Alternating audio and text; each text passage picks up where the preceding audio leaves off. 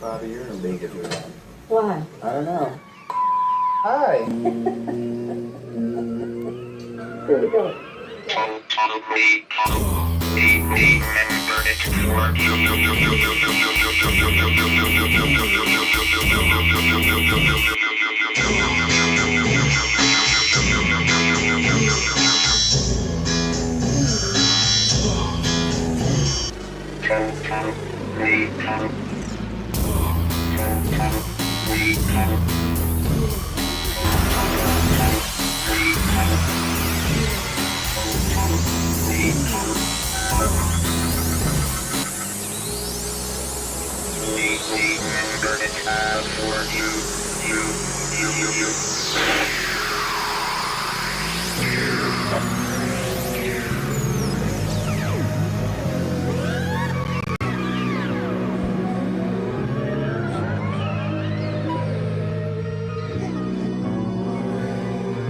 Like and subscribe. Please look. Dying's the easy way out. You won't catch me dying. You'll have to kill me before I die. Good evening, weirdos. Welcome to Total Recall. It's me, Jethrobot, and here with me is my movie-watching compadre, the Wizard. Good evening, Wizard. How you doing? Oh, shit. Is this live? Yeah, it is. You have to do the... You have to do the thing. Okay. Here we are, live. All right. Live and in living color. We're doing it. Yes, here it is.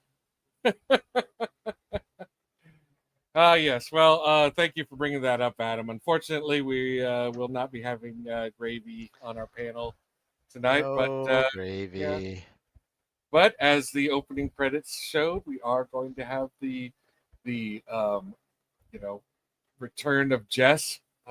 Something that we're very, very excited about. So happy to have her back. Amazing and wonderful Jess. Mm-hmm. And this is a movie that I picked. You can blame it on me. Inadvertently chose a movie appropriate for Gay Pride Month. I just, kind of forget that Graham Chapman was gay. And he was gay and out the entire time he was doing Monty Python. He was gay before it was cool to be gay.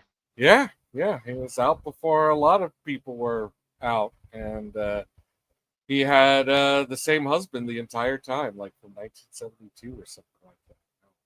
It was essentially the when he early. learned he was gay was when he met that guy. Yeah. Yeah, he said he had never thought about it before, and then he realized he had fallen in love.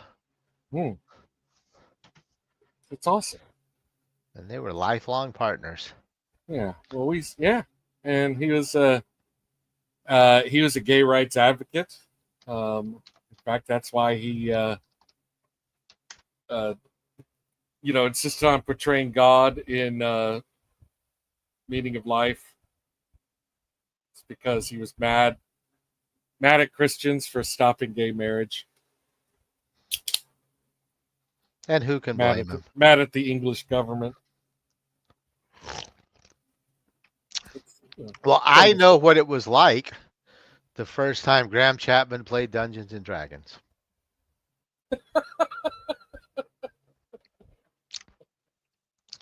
Because he did it in my dorm room. Wow, that can't be. With one of my characters.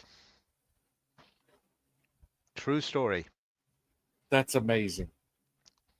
So, do you remember any specific thing he said to you, or I mean, what I remember is how incredibly cool and just down to have a good time the man was. So a friend and I had gone to see him speak at our university, and then we saw that there was a party going on in the back room afterwards, and decided, fuck it, we can get back there. And we did. And then he was standing right next to us, and we started talking to him. Oh my God. You're blowing my mind. he asked us what we were doing afterwards, and we said we're going to go play Dungeons and Dragons. And he said, I've always wanted to play that. And my friend said, you could come with us and play in our game. And he said, let's do that. And his manager came over and was like, no, Graham, you can't go do this. We have a flight in the morning and we wouldn't know how to get you back to the hotel. My friend's like, we'll give him a ride back to the hotel. He goes, yeah, I'll just catch a ride with these chaps. Oh And he my! left. What? He left his own party, went to our dorm room, played Dungeons and Dragons for about 3 hours. 3 hours. Yeah. Totally down. The dungeon master snuck in the holy hand grenade of Antioch, and he played along.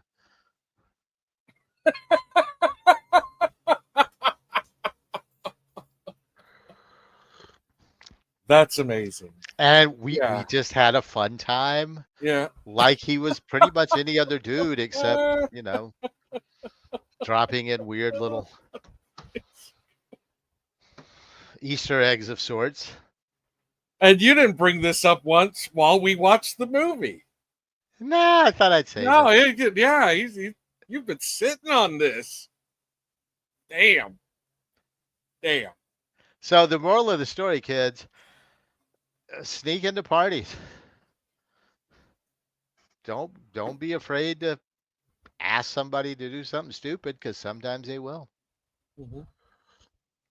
I mean, I grew up on a college campus, so I did sneak into a couple parties. Well, I didn't sneak. I asked if I could join. Like, I don't know if I recommend sneaking. Anyway. Well, this party, they would not have let us in if we had asked. Gotcha. This was like the VIP thing. Yeah, I broke into a frat party once. It's true. Frat parties all the time. Mm-hmm. Drink their free beer. And then laugh at them.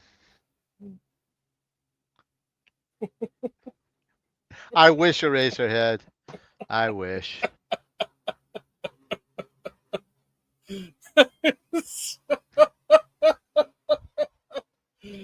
Yeah. Okay.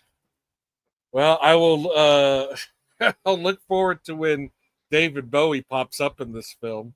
So you can tell us all about the time you went ice fishing with him. It was surf fishing, but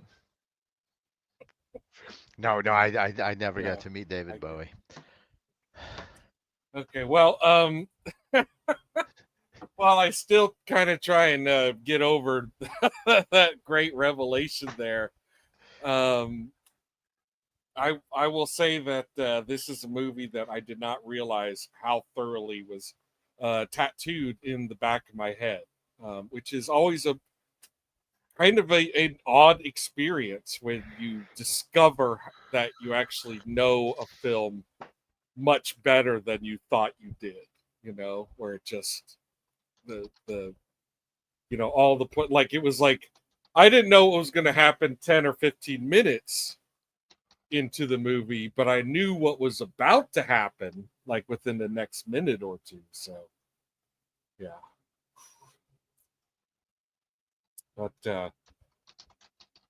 it was, it was weird, and as we watch the slides and talk about it, you're probably going to hear a lot about that. So what about you? You had certainly seen this movie, considering do you still have the dice?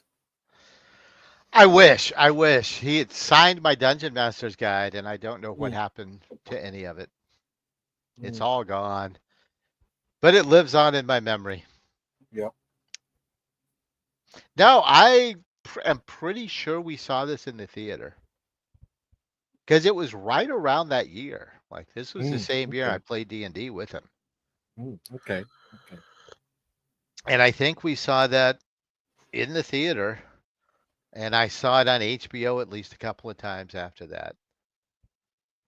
And while I did not at the time think it was by any means good, there was enough in it that I enjoyed that I would drop back in every once in a while. And then totally kind of spaced on it and hadn't seen it in 30 years at least. Wow. Okay. So you also had like the deja vu experience. Very Yeah. much. Yeah. Yeah. You mentioned HBO. This has HBO written all over it. You know, it has a huge name cast. It has, it was not a cheap film, and it was a disaster at the box office. So, No, but like yeah, as soon as Spike Milligan shows up, I knew he was going to say, the fat one on the throne's the queen. I remember that dude. Yeah. Well, as I mentioned, we do have our friend Jess back to the stage, so I'm going to bring her on right now because we're just that excited and also love the Avatar. How you doing? I think there's an issue with your mic, Jess. Oh. She is doing quiet. Mm-hmm. I don't think you're muted, Hello? so maybe. Oh, there you are. Am I back? Yeah, there you are. You're back. Okay. Sorry. Hello. It's okay. I'm excited to be here. I've missed you guys. Yeah, we missed you too. We've been saying. Woo. We're looking forward to Jess Um, returning. Hope you had fun travels and hope things are going all right. Yeah, it's been a break. Yeah. I have never seen this movie, so this was a brand new one for me. And I always have a lot more fun watching these movies with y'all, so I'm excited to dig into this with y'all tonight. Awesome. Had you heard of it? Were you aware of it at all? Honestly, no. I think because it doesn't have the word Monty Python in there, it just slipped my radar.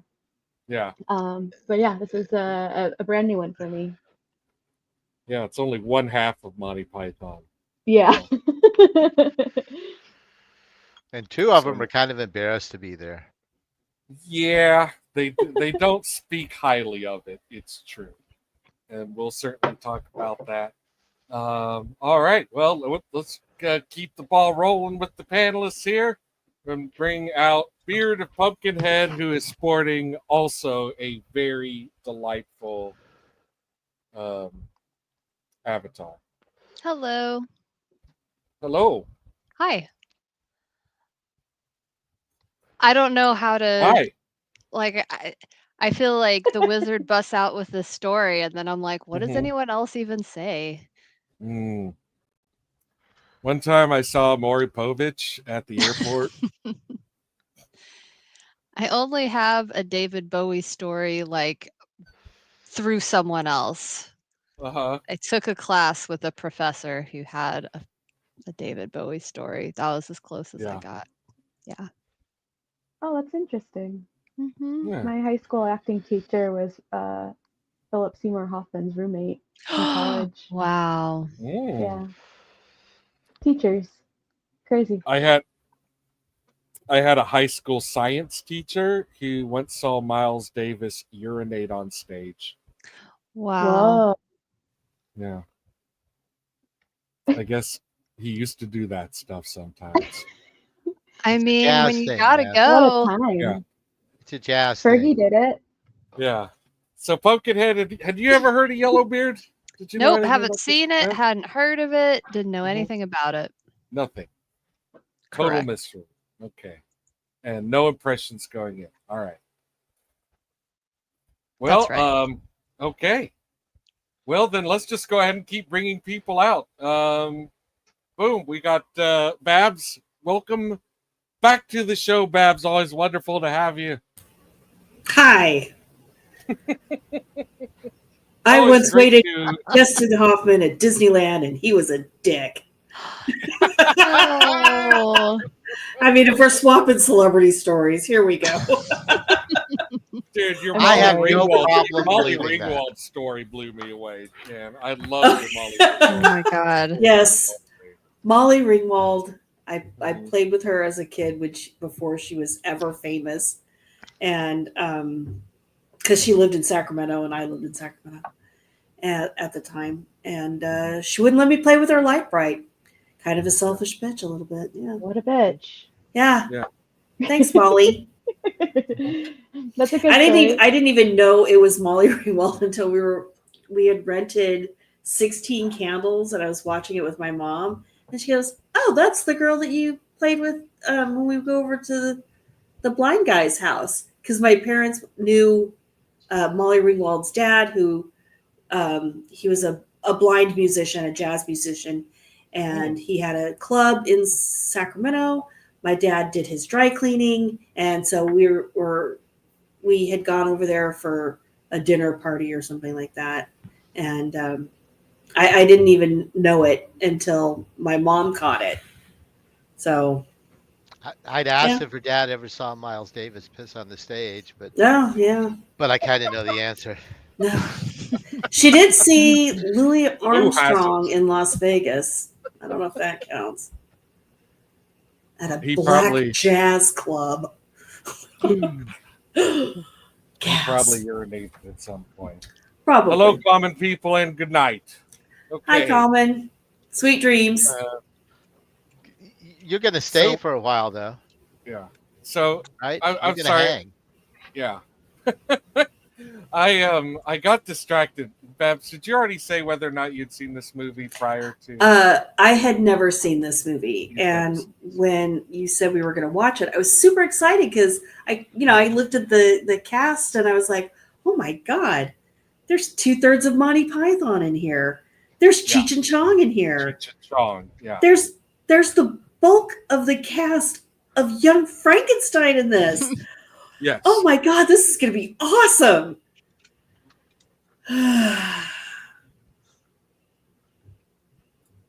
Yeah. Yeah. We'll get there. We'll get there. All right. Well, speaking of getting there, as far as this movie's, someone's going to tear this movie a new asshole. How's it going, Adam? Well, I have a terrible poker face, as anyone who knows me will tell you. Mm-hmm. I'm doing all right. Gosh, I'm trying to think of a story to drop, but I mean, it's hard to follow the Wizards' amazing D&D story. I can tangentially relate to David Bowie because my optometrist was friends with him in college. Wow. Yeah, isn't that dreamy? Oh my gosh. David Bowie once set up my optometrist on a blind date with Cherry Vanilla. Whoa. What? Yeah, that's true. And you would not know it from looking at my optometrist now, but he used to have hair down to his waist and be a bit of a music fan, I guess is the nice way to put it. I've had a couple of run-ins. I did sneak backstage after a Pantera show and was seconds away from getting Phil Anselmo to come to our tattoo shop and get some work done. And his manager took him by the arm and talked him out of it. So that was close. That was a fun one. Good for you for doing it, though. Yeah, well, yeah, we definitely didn't belong backstage, but we were very close to making that happen. You did tattoo the Enigma many times. Not quite as famous as Pantera, but a much more likable guy. No heroin addiction there, so bonus. I had brief but very warm and genuine experiences with both John Waters and Mickey from Ween. When did you meet John Waters? My girlfriend at the time, her mom was very involved in Columbus, Ohio's Stonewall. And okay, I know who you're talking about. Other gay rights, activities, and the Pride Parade. She was, did quite a bit for that. She actually ran the security. So I got to be John Waters' like specific in the tent detail. Wow. That's sick. And actually, like, there were like roping off, where you were not like, people would think you were supposed to just be able to cross or something, and I would like be like, hey, no. And I brought a poster for him to sign, and he signed it, "My Bodyguard." Oh, that's awesome. Oh man. That's cool. Cute. I can't believe I never heard the story. I probably did and forgot it, but Yeah, that's I great. still have the picture too. I might at some point in time take a Yeah, second. we need to grab it, display but, that proudly. Yes, Yeah, that think should so. be. We've got Weird Al front and center in the living room, but Yeah. But no we John can make Waters. room on the wall. Yeah. The actual Weird Al? What's his Oh rate? yeah. Yeah, Do we have time for one more story? Yeah. I feel like this will be more entertaining Yeah. than I think we can all just sit around and swap celebrity stories and brush with greatness. Total Recall, the name drop episode. we went to see well, actually, Wizard had already gotten like a VIP pass to Weird Al's show, and it just looked so fun that like I had to do it as well, even though it was quite expensive. I still was like, no, I'm gonna splurge, I'm gonna do it, we're gonna have this fun.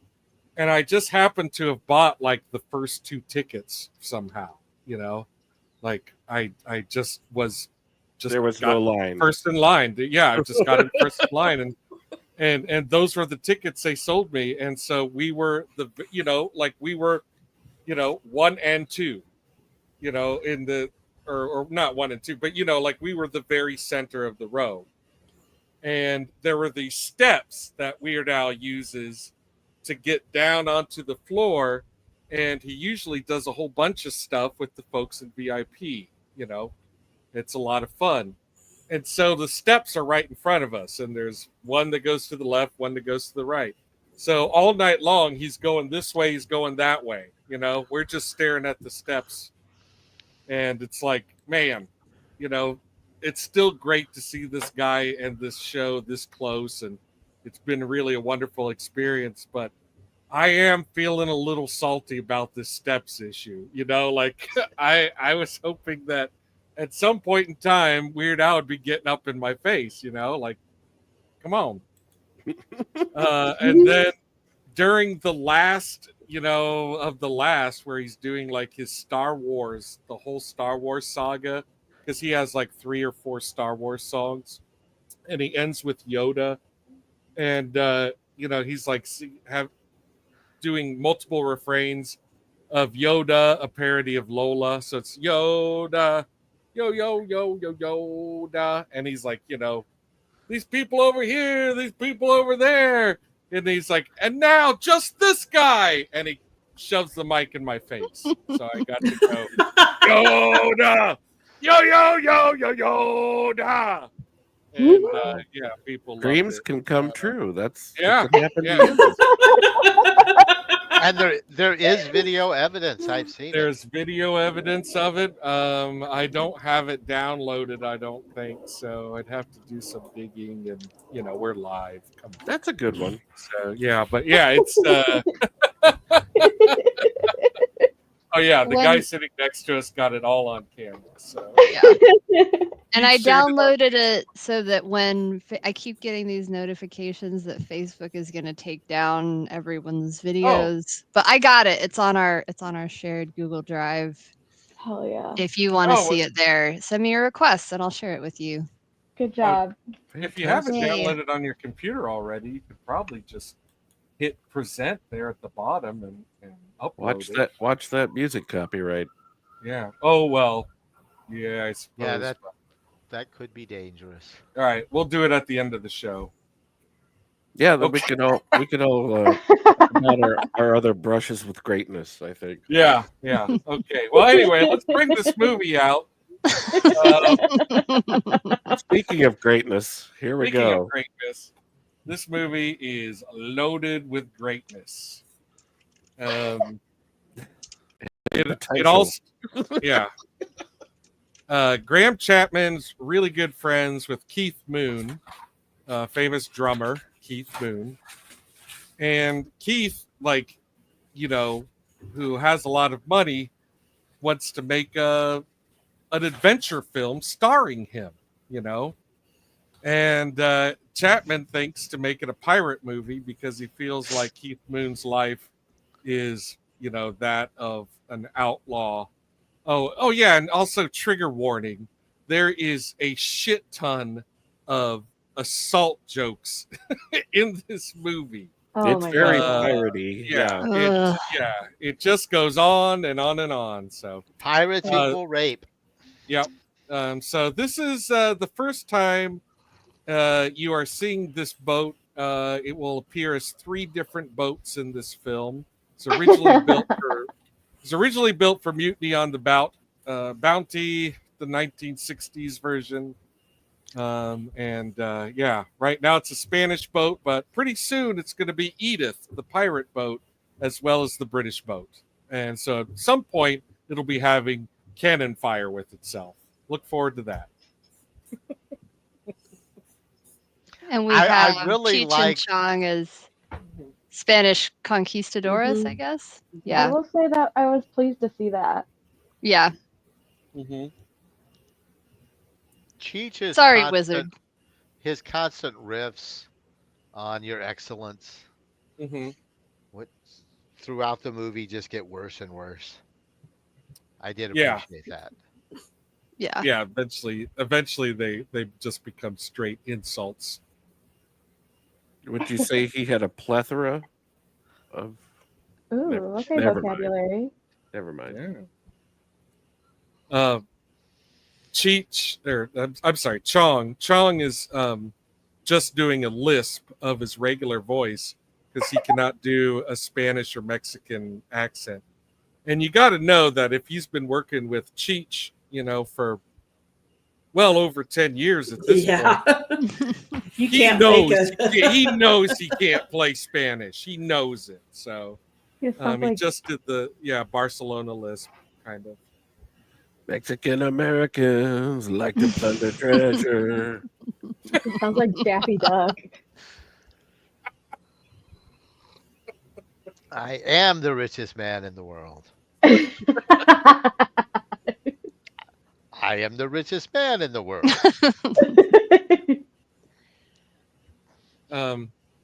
Graham Chapman portraying Yellowbeard. He had written for Peter Boyle prior to this film. He had also written for Marty Feldman. Because Marty Feldman used to have his own show.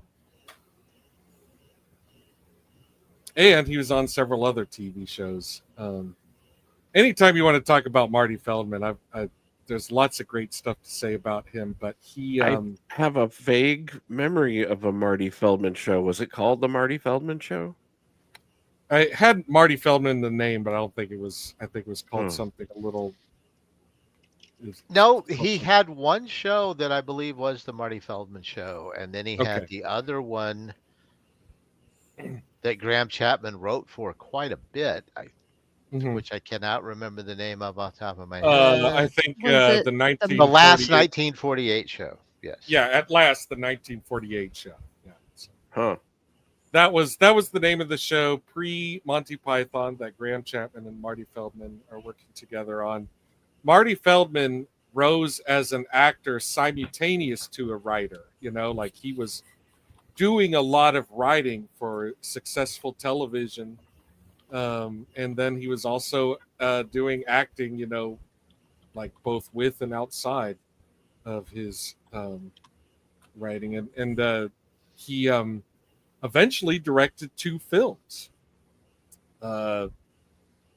One stars Andy Kaufman, so I know we'll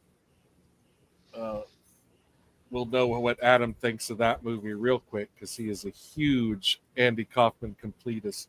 I don't even remember that about me. Um, I have fond memories of the last remake of BoJest. yeah, that was the first film that he directed, and that is a wonderfully titled film.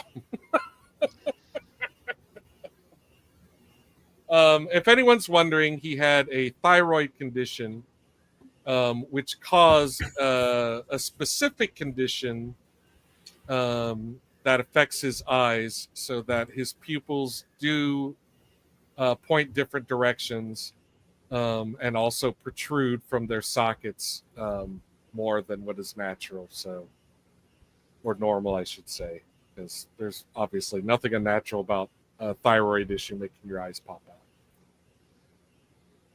That's Well, what God intended. He could have had it fixed. Oh, really? Yes. And he Oh. chose not to because he said, I will never be Robert Redford, but with Right. this face, I'll be unique. You Mhm. gotta Yeah. lean into it, man. You gotta lean into it. Boy, does he. And it made him a career. Yeah, he was already very popular in England before Young Frankenstein, which did absolutely make him a worldwide known star, and is the reason why, very likely, the reason why he was able to direct a couple films himself. He did move to Hollywood, and he apparently is also a real ladies' man. Like, I bet. he was a chronic bachelor. If you're wondering, he actually passed away during this production of this film. Never got wow. to see the completed project. Yeah. He died Oh, in Mexico. Yeah. He died in Mexico City. It was a tragic with death. Graham, Yeah. with Graham Chapman. It was a heart attack, probably spawned by a 4 to 5 pack a day smoking habit. Ooh. Yeah. Yeah. And not that anyone should smoke 4 to 5 packs a day, but he's a little fellow. So that's like 8 or 10 packs to me, Is that how that works? It's You're exactly how asking it Dr. works. Glass? Well, I'll put on my Hey. gown either way. One for the doctor? Speaking of doctor, Graham Chapman was a registered physician. what? He graduated.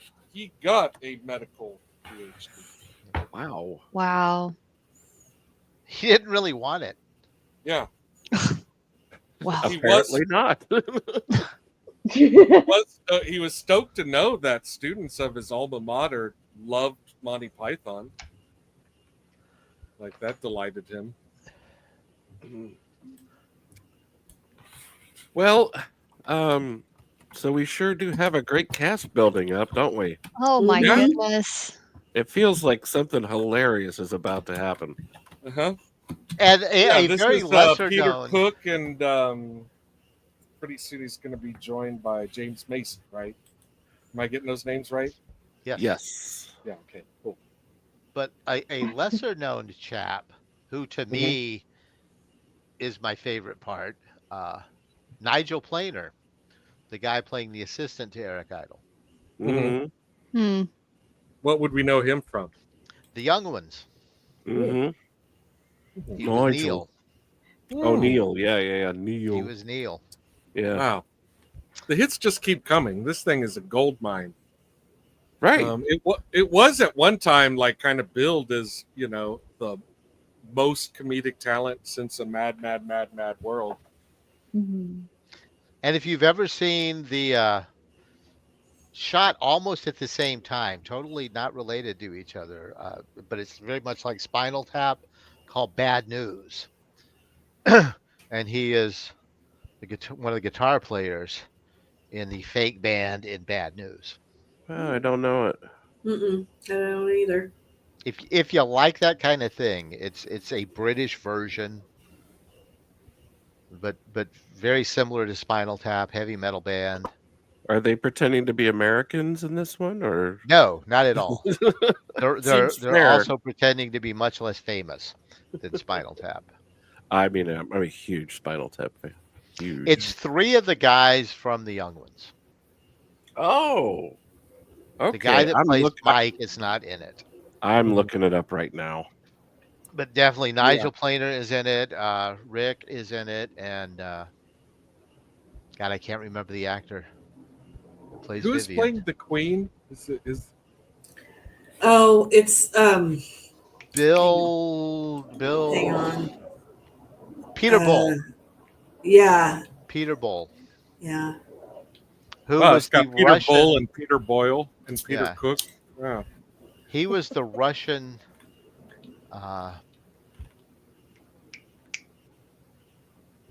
What do you call the diplomat?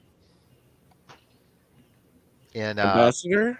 ambassador. He was the Russian ambassador in Doctor Strangelove. Oh, okay. I was going to say I've been He instructed to stop was. calling them.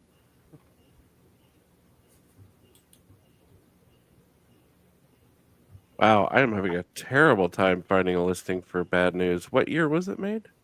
It's 2 episodes of the comedy strip Presents. Oh, okay. Okay. Thank you.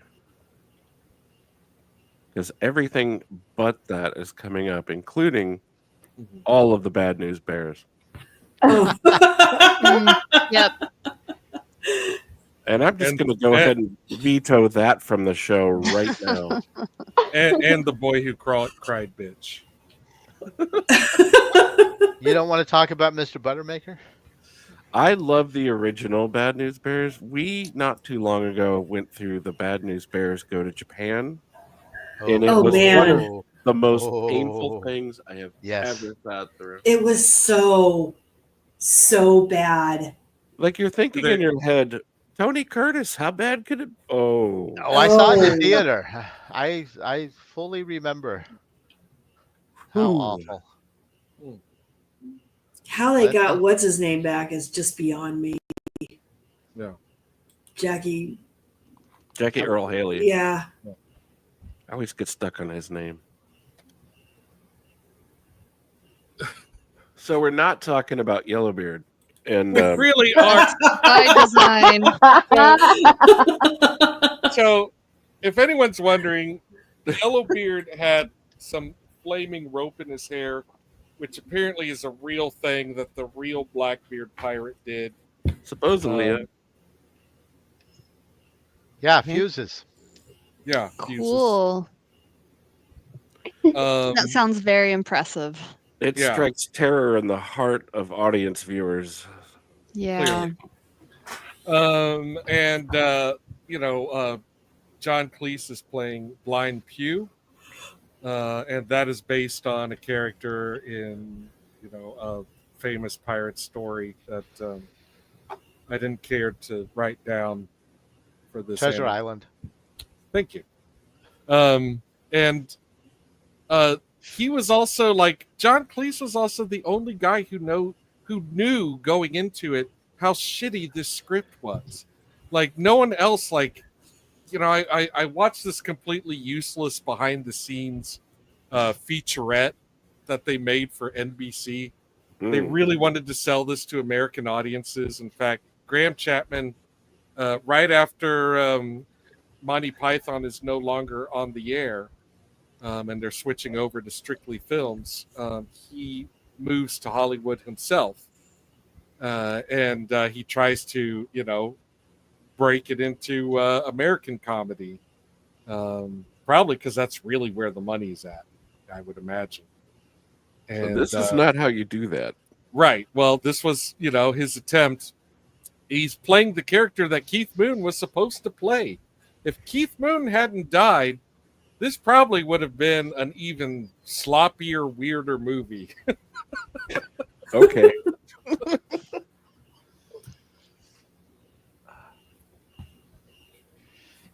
Yeah.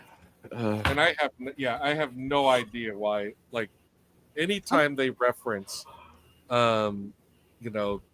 Yellowbeard having sex with a woman, they always use the sex assault terminology.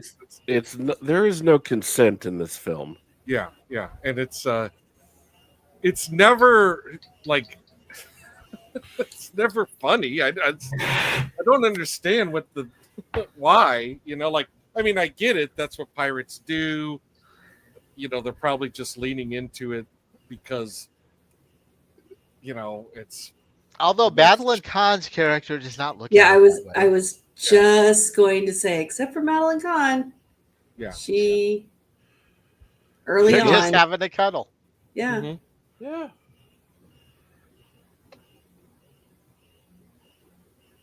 Yeah, she also like refers to rape and is as something other than Something awful. yeah. So that's that's it's not my favorite topic to discuss on this show. I can't imagine why. I just Because rape's not funny. it's not funny. It's not funny. It's not. And I've been to stand-up comedy, where they, told rape jokes, and it's like, well, for the cost of that punchline is like, a third to a half of your audience. Like, what's the matter with you? Yeah, I don't It's know. rude. Speaking of stand-up, I did actually stand up in my bedroom several times and yell, "You're not funny" at the TV. Yeah. And then I threw my drink it- and walked out. Yeah, it sounds like this movie was making untoward advances, and you addressed them appropriately. You said, no. Get out of my bedroom, Yellowbeard. I left my own room. Yeah. You could just watch Oh. yourself, Yellowbeard. Oh, the cat thinks so. Oh, the Fitty. cat's offended. He wants Fitty everybody to know. did not enjoy the movie at all. He did not. It's fair. We don't laugh about rape in this house. That's right. That's right, Finn. Yeah. Yeah, this was a tough watch. Sorry, Mhm. I can't hold my poker face any longer. This was a real rough 20 minutes before. Adam, Yeah. what'd you think of the ending? How'd you like the ending of the film? Well, where I ended it, I was pretty proud of. I was real happy with that. This is a Babs. first. This is a total recall first. But Babs, how did you feel about the ending? I felt good where I ended it. It was fine. It was just so. It gave me peace of mind. And I'm sure we didn't watch something that much better afterwards, but it was. I mean, we watch bad movies for a living. Yeah, I couldn't make my way through this. it was just so That's baffling that amazing. this cast could not make me crack a smile after 20 minutes. Mhm. Because, like, you imagine, or you've seen behind the scenes how comedy movies are made, Mhm. and even if the script is crap, you're gonna get some ad libs that are like, yeah, that's good. All right, put that in there. Right, And I yeah. never felt once that anyone pulled anything out of their bag. It was just This is this was the director's first film. He had made television, but he had never shot a feature film before. So his last film. What? it was not his last film. As a matter of fact, he remained like he did try to. It seemed like he was going for theater films for a few years, but then he returned to television. He was extremely prolific, right? He retires in like 2013, I think it was. He's 78 now, but he retires in 2014. Before he retires, the 3 years before he retires, he makes 11 made-for-TV movies. Wow. 3 of them are Christmas themed. Oh, So I really? feel like Grief. I feel like he was probably like, you know what? I haven't done a very good job saving up money, and I don't want to be making this shit forever. So I'm just gonna go ahead and go on like a vacation from life for 3 years, make as much money as I can, get out. And Adam, while he did make 5 more movies after this, he might as well not have. Mhm. You've wish Yeah. he never heard hadn't of made any of this them. one. You've never One heard of that. them, one of them starred John Cena. Not my God. favorite. Oh my god. Yeah. You know, it's for me, like the tier list is Mhm. Andy Kaufman, then John Cena. Mm. And Well, he is an American, so again, they were trying to, to get American voice into this film. They wanted it to be like, both British and American. It turned out to really be the worst of both worlds, but I feel like what you're watching is what Graham Chapman and maybe several other British comedians think Americans think is funny. Like this is their, this is the mirror that they're holding up to us, and saying like, this is what you think's funny, right? Rape, plunder, death, flaming hair, yeah, lisps, bug eyes. yeah, like awesome headpieces. I mean, you got to give it up. When the next time you see Tommy Chong in this movie, he's going to be wearing the best part of the movie. Boy, does he have a hat.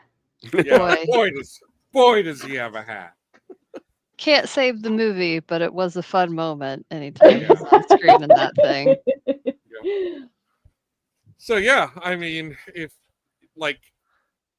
as if the film wanted to prove my point, here comes a wheelbarrow of shit joke. What do Americans think is funny? A wheelbarrow of shit, probably. Fresh from the writer's room. I mean, I guess that kind of tracks if I'm being honest. Probably not the only movie to do that. It makes no sense because one moment Yellowbeard is willing to kill everyone you see with him. And then the next minute he's like, oh, okay, I guess I will hide. Like, why? Why wouldn't he just be like, I'll just go ahead and kill those 30 guys, which is a thing I'm known for, He's an agent of chaos, Jeff. Yeah. Well, I guess chaos is drawn to wheelbarrows of shit now that I think about it. Budget Barry Lyndon.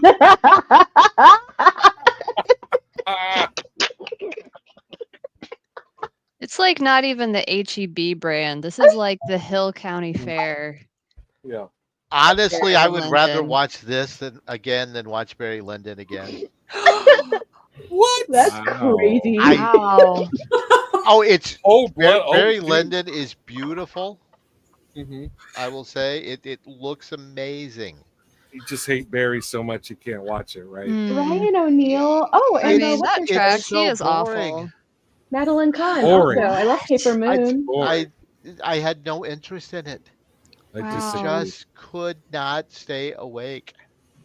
I mean, that's fair. It's Blame you. yeah, I hear It you. is like 3 hours long. That's true. And I was tired an hour in. Yeah. Just like I finished it because I was a completist. But I didn't want to. I think maybe you should revisit it when you're not sleepy. Yeah, it's interesting because it's like in my top 5. So, It is my least favorite thing Stanley Kubrick ever made. Oh, very interesting. that's a statement. That's a lot, actually. Yeah. Anything to not talk about Professor Yellowbeard. Rain. Yeah, I know. I'm over here thinking, okay, Ryan O'Neal. Oh, and then Madeline Kahn's in this movie. I love Paper Moon. Paper Moon is awesome. That's one of my Paper Moon. favorite movies. Dangerously close to talking about Lolita instead of Yellowbeard. That's how bad Yellowbeard.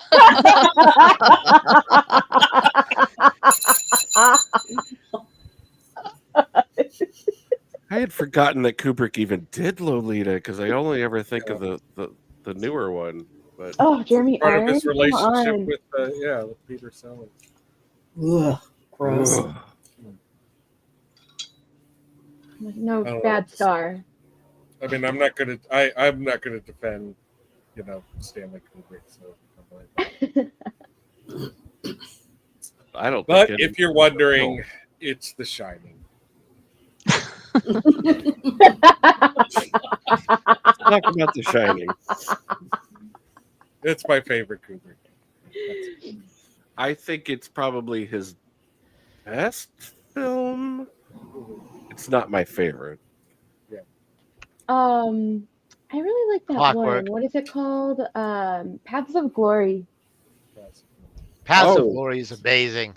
Oh, I will get down with Paths of Glory, and not just because my good friend Joe Turkel was in it, but what a great movie full of great performances. Holy Yeah. mackerel. I've got I a mean, I can tell you that for me, it's difficult to choose between The Shining and 2001. Like, Stylistically, those are just gorgeous. yeah. So I Sure, guess yeah. I guess I'm just But- different than you guys. Like, the Wizard. Oh. No, I don't mean like. I I don't mean. I guess I'm just not as good as you guys. Is really what I'm trying to say. I like the baser things. They all have their merits. They all have their merits. I don't know. But I'm like actually kinda shocked. Clockwork.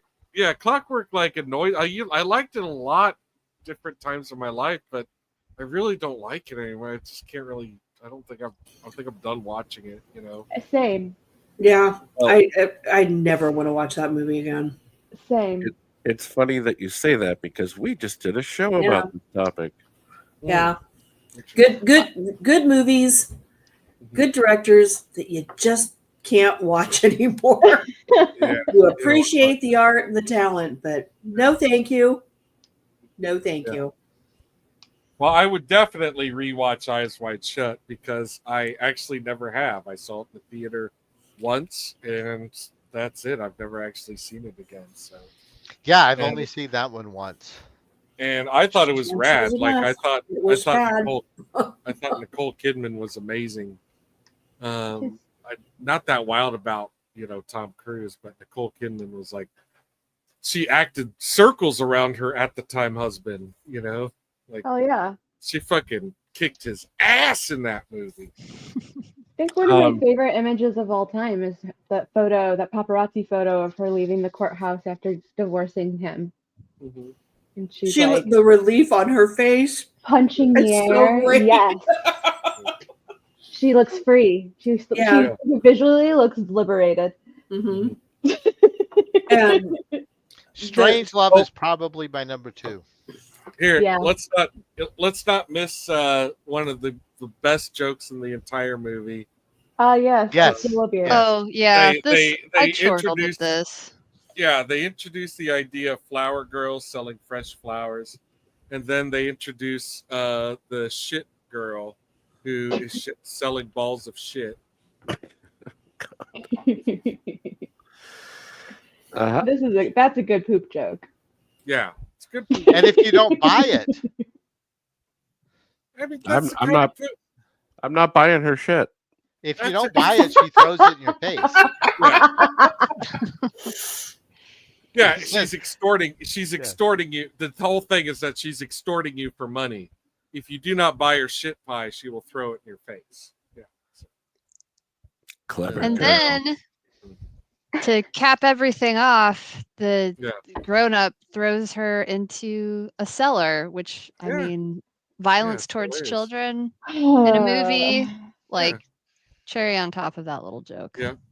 So we didn't get the shit in the face joke. Well, there he is wiping it off. But yeah. I mean, she was throwing shit in people's face. Yeah. She's like, 3 farthings for a lump of shit. And he's But like, so was the 5 director of this movie. Yeah.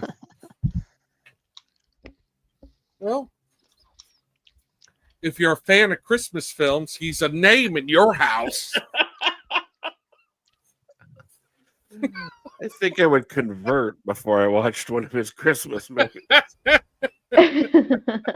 There we go. See, he accidentally drops her farthings down the well and then kicks her when she looks for him. Ah, yes. Uh-huh. Good big one beats a rotten little one. So that's Peter Cook, right? Yes. Okay, so like Peter Cook, who is not even a comedic actor, really gets the best joke in the movie by kicking a little girl. but he's playing it He's not straight. really the most comedic actor, though he's done comedies. He does comedies, Yeah. Yeah. Marriage. Marriage is what brings us together today. He did some really funny things with Dudley Moore. Mhm. Yeah. Peter Oh. Cook and Dudley Moore Yes, they were good together. did some hilarious skits. My favorite one was the restaurant that only served peaches and frogs. Mm. I feel like every time I decide I want to do comedies, I then choke and I forget the ones I want to see. But I would really like to revisit Arthur because, I don't know if it's funny or not. And when I was a kid, I had no idea what was up with Arthur. And, so I've never funny. seen it through the lens of an adult, and it would just be interesting to do that, but I certainly had no idea what they were talking about this movie when I watched it over and over and over again. And now that I am doing that, I am like embarrassed for my parents that this went on. Like, there is no way at the age, I'm like, what, 9-10 years old, I watch this movie over and over again. That's completely inappropriate. Well, it's inappropriate. Was I then going to school and being like, I want to rape one of these girls? That's a nightmare. That's a nightmare. Well, no, because you knew Yellowbeard was a bad guy. Did you? He's the hero of the story, Like, I know that he's a bad guy, but do you notice that he never actually kills any good guys? He only makes clear that it wouldn't mean anything to him to do so. But does he ever actually kill any of the good guys? No. So he is the hero of the movie. And I guess if I didn't do that, I'm lucky. Well, it wouldn't matter anyway. Maybe I did it. Who knows? I was a terrible kid. I was hyperactive. James Mason. It's okay to be a dumb kid, Jeff. Yeah. Starting to feel real bad for James Mason right now. He was drunk. Don't worry about it. Yeah. Yellowbeard is a unique wine. Rather pungent. Yeah. A bit like wood varnish. It does kind of bum me out every time you see Marty because it's like, these are the last weeks of his life. He looks so vital. I mean, he's just like, he looks fine. Well, for Marty. He was having a very good time. Yeah, he's at the top of his game. Even making like a turd like this, he was still like, he was still rolling in the popularity that came with Young Frankenstein and, his other films. Silent movie, he's great in that too. I think especially for the actors that this probably is fun. Probably is a lot of fun to do something this casual. Yeah. Hang out in Mexico. Yeah. That's what both John Cleese and Eric Idle said. They were like, we know it's like one of the worst films ever, but we loved making it. Yeah. We'd trade that for the world. Listen, you're shooting a pirate movie during the day and you're hanging out in Mexico at night. Marty Feldman. At a resort in Mexico at night. I mean, it's the Adam Sandler model of filmmaking. I wonder if he studied that. He was just like, I'll take a bunch of my friends on vacation and get paid for it. Yeah. Brilliant. Well, that's what's sad though, is that like Graham Chapman was really hanging hopes on this film. Sorry, Graham. And and it really seems like Peter Boyle also was, putting 110% into this movie. And so was the actor playing the straight guy hero, the young hero. Him right there. That guy. Yeah. Martin Hewitt. Yeah. He was the young lead in that Brooke Shields movie. Yeah. Whatever it's called. First Love. something Yeah. like that. When you see behind the scenes footage, Endless love. Endless. Yes, endless love. So when you see behind the scenes footage of Cheech and Chong, it really seems like Chong knows what's up. You know, it seems like he's just kind of like, yeah, we're making a terrible fucking movie. The money's there, you know, like. Well, I've always felt that Chong. I've always felt that way about Chong, sort of knowing what was up, no matter what. Yeah. I think For Cheech sure. Marin probably had a little more investment in his image and whatever, and Chong just did not care. Mm-hmm. Yeah, but it does seem like a real shame. And after this, Graham Chapman moved right back to England, and that's where he stayed for the unfortunately short remainder of his life. So this was his last Hollywood project. Last time he worked in Hollywood. Going out Was on this a movie a banger. curse? Was this movie a curse? I think so. I'd say killed, so. It killed Marty Feldman. Killed Graham Chapman's solo career. It set a terrible tone for the director's feature film career. And, you know, I don't know what kind of person makes 11 Hallmark-ish or maybe directly Hallmark. I don't fucking know. He made, man. Well, It's just wild. It's wild to think, about someone with like Takashi Miike's output, except it's Christmas. He should make a. Oh, he has made a Christmas movie. He has. Oh yeah. Gosh. Dare him to do it again.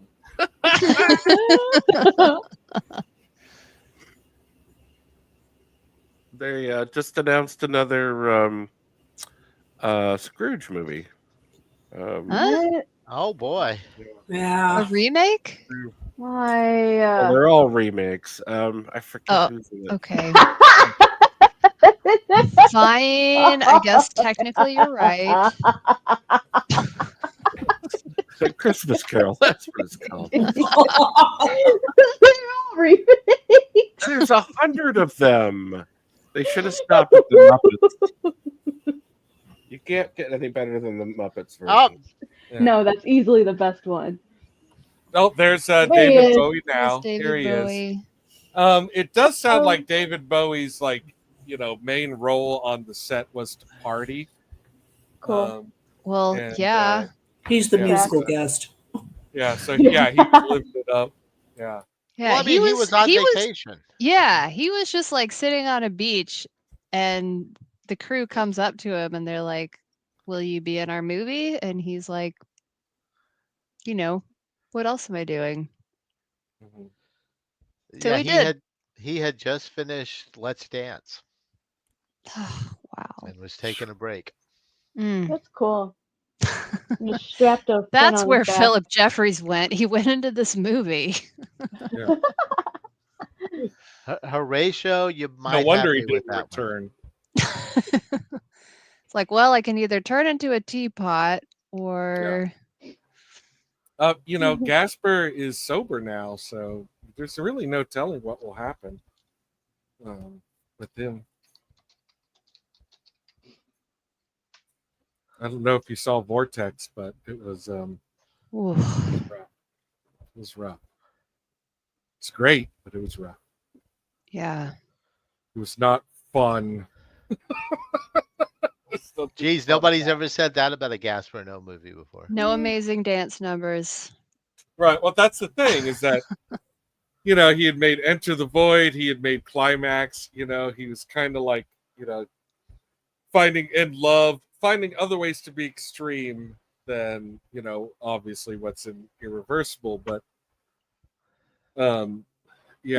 this is like the emotional type of Irreversible, like Vortex is tough stuff. Yeah. Oh. Oh So my you- gosh.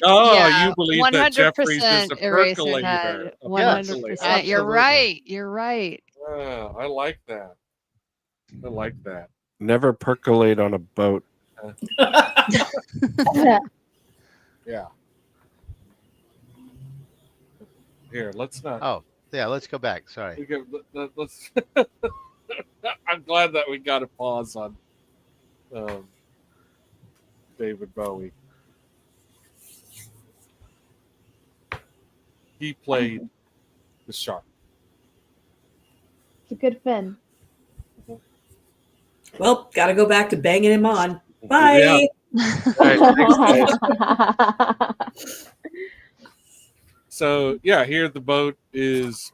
I guess they just painted it right every time. Here it is as the British boat. Or whatever. Think so. But they shot everything, in the Mexico coastal city, and they built the English-looking sets, rather than travel, because those boats are expensive. You don't want to move them around. Oh, now I see why James Mason agreed to do this. Okay, all right. That character's name is Mr. Prostitute. Oh, I do remember that actually. Yeah. See, you got to laugh out Yeah. of this movie. You lasted more than 20 minutes. No, I remember. Oh, it. you checked the time. Okay, you checked the time. Gotcha. No, I had seen bits and pieces of this.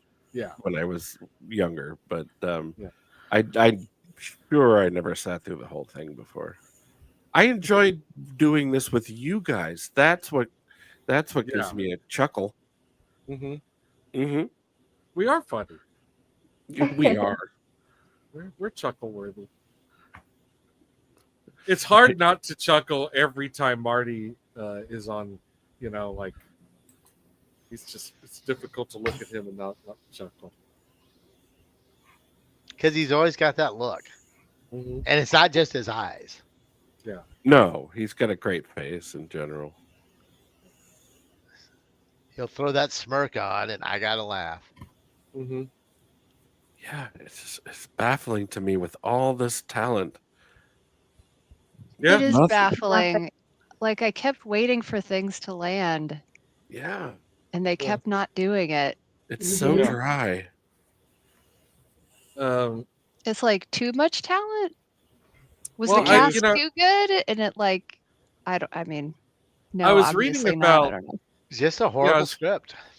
Yeah, I was reading about it is a terrible script, but I was reading about Graham Chapman and one of the when he was in the writing room, he would he was never like the originator or the bulk writer.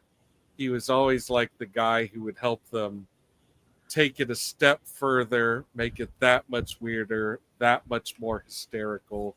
He just had like an inherent idea of where a funny thing could go, but he was never really like, the full-on writer.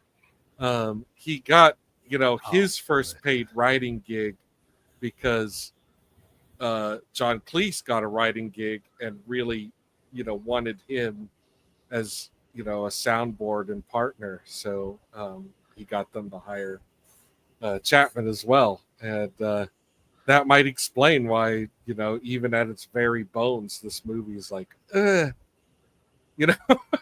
no story, there's no jokes. He didn't like punchlines. Like that's one of the things that really helped form, the way that Monty Python told jokes, was that he was like really anti-punchline, Yeah. Monty So bold strategy, Python not- had a lot of non sequiturs. Mm-hmm. Yes. That was their style. Yeah, and I think he was instrumental with that, but it can't be overstated how important they were to like next generation of comedy. Oh yeah, I love Monty Python. Yeah. And speaking of that, when Eric Idle and Nigel Planer go to meet the Queen, Mm-hmm. the guy that introduces them, Mm-hmm. Spike. Spike Milligan was one of the Mhm. big influences on Monty Python Yeah. Mhm. with the Goon Show. And I think I read that this was Spike Milligan's last movie. It is Who? Spike Milligan's last film. That is correct. Cursed. Sometimes films just turn out like that. It's true. It does. It's starting to feel cursed. Yeah, it is. Well, several of them were very old Mm-hmm.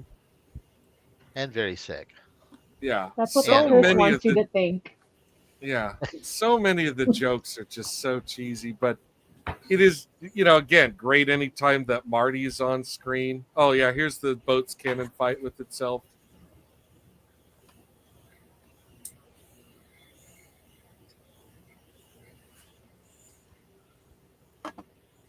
My favorite Marty joke is when he grabs Mr. Cook's hook hand after he's been cooking fish on an open fire and it burns him. That's it's funny enough. I don't. Is it? Is it Is funny it? enough? Is it funny enough? We're not. It was a good sight gag.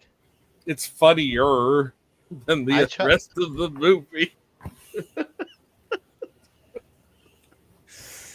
Which makes you appreciate it all the more.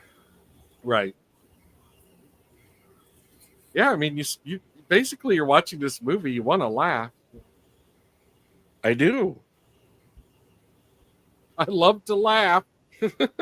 Want in one hand.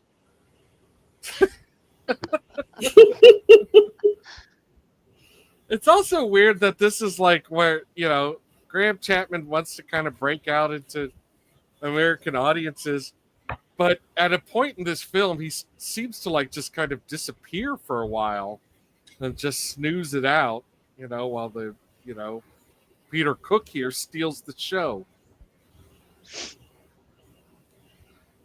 Yeah, he just drops in as a background thing Mm-hmm. Yeah. all the time. And if Yeah. you're not paying attention, you'd miss some of it. Yeah. And it's, I don't know. It still is pretty sloppy.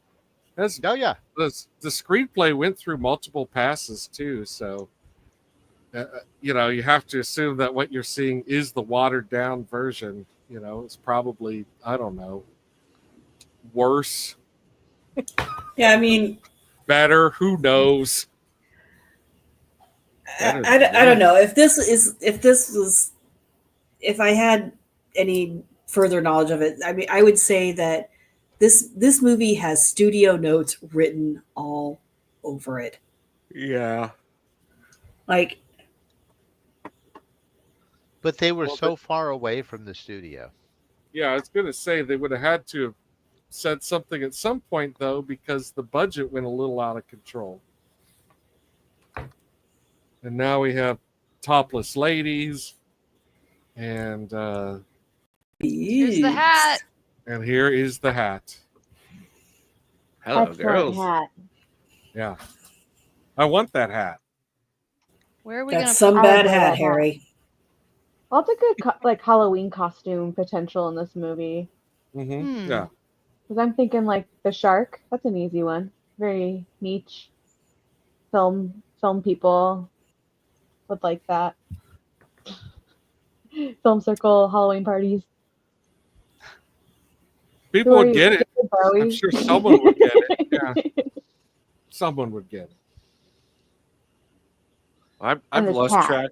I've lost track of how many Jaws streams Babs and I have done this week. Yeah.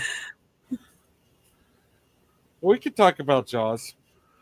No, I could talk about Jaws all day, every day. Yeah. Yeah. So here's this guy who is getting, he has invented this new torture chair.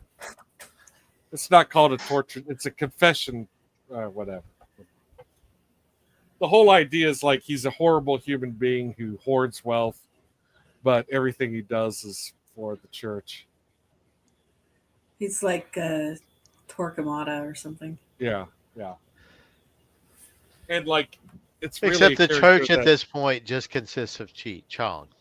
Yeah.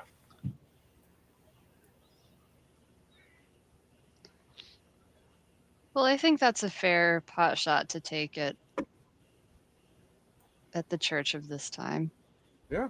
Based on I mean, Oh, yeah. I'm on board with the movie in that regard. sure. For criticizing colonizers, like that's good.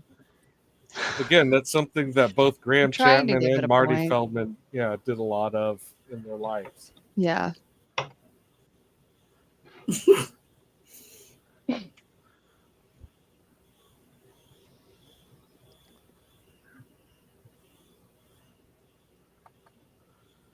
Here's Same. Cheech, and there's already been some joke about overacting, I think. Or no, that's right. They hatch a plan Oh, where that's a good everyone will still. act like they're dead. Yeah, everyone will act like they're getting killed. But that's later. Oh, is it? Okay. Yes, that's It later. feels like it's later. Yeah. We can't wait.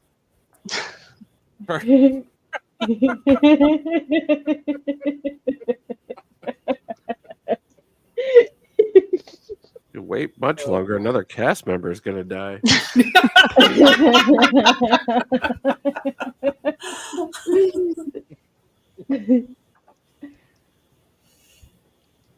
Same. It's funny that like John Cleese, starts his career, as like the total outsider. He's like on the cutting edge of comedy, and now he's still performing, but it's completely flipped. He's Oh, now yeah. on the outside, like he's completely like it's just square as it gets as far as Yeah. comedy's concerned. Like Yeah, but it's I bad. mean, he's earned it. He gets a pass. Sure, no, He's a bitter, angry old man, yeah. I mean, Well, it's so am I. I mean, who isn't? right. but not in a good way like you want. But it's like Well, Yeah. I think performing becomes an addiction or a drug to people, and that's why it's so hard for them, even if they don't need the money. Like you just end up like Harrison Ford, because Right. it gives you a rush or whatever. You need the approval or something. or you But, just hi.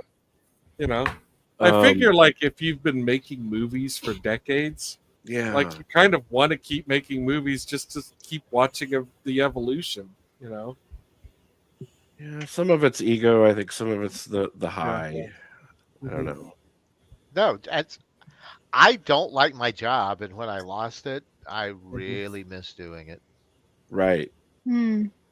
But yeah, I basically talk online all day, Yeah. and I really missed it.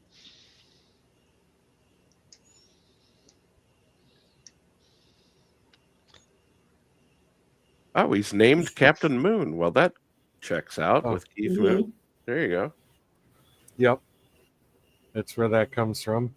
Mr. But yeah, that was the joke I Moon. was just talking about, where he grabs his hook and then it burns his hand, and then he puts his head on his shoulder, and Peter Boyle wipes his brow with his, scarf, which seems like it may have been an in the moment afterthought or something, perhaps. But yeah, This, by the way, is Stacey Nelkin, hmm who was the female lead in Halloween 3. Okay. Oh, okay. Well, I I like- have to say, she is especially easy on the eyes. I mean, Oh, certainly. Yeah, she's a cutie. I am a fan of Halloween 3. I know a lot of people hate it. It's my Oh, I second like- favorite Halloween movie. I Right like on. Halloween 3. I like Good Halloween man. 3. Yeah. But I'm a sucker for Tom Atkins, to be fair. Yeah, I was gonna say, like, I don't even remember her in that movie because all eyes on Atkins, but I'm sure she's great. She was just Atkins' eyes were on her. yeah. She just I don't know. You just really notice her in this movie. Or I did anyway. I really noticed her. Your arrogance. There's, I mean, there's Take the really not many females in this movie. Yeah. I guess so. No. True. In fact, some of the female characters are portrayed by men. Although one of the female Mr. characters Prostitute was played by a portraying woman. a man. Yeah.